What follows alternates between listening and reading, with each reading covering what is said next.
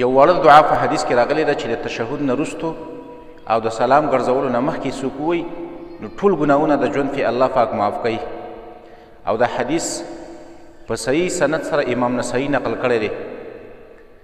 دخل رسول الله صلی الله علیه وسلم المسجد، یو ځل رسول الله صلی الله جومات ته داخل شو، فاذا هو برجل قد قضى صلاته وهو يتشهد.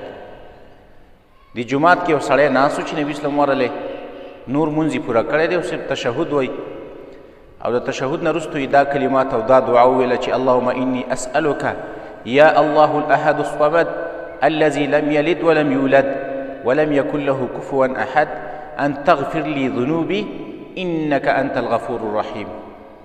صرف دا کلمات یې وویل.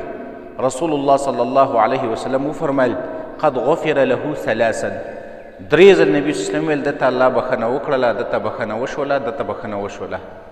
نو دا کلمات دي او دغه دعا ده په اخره قاعده کې د تشهد نه وروسته د سلام ګرځولو نه مخکې چې څوک وایي الله پاک پرې د ټول ژوند ګناهونه معاف کوي. او درې ځل نبي صلی الله علیه وسلم هغه سړي په باره کې دا خبره وکړه چې دته الله بخښنه وکړله، دا معاف شو، دا معاف شو، دا معاف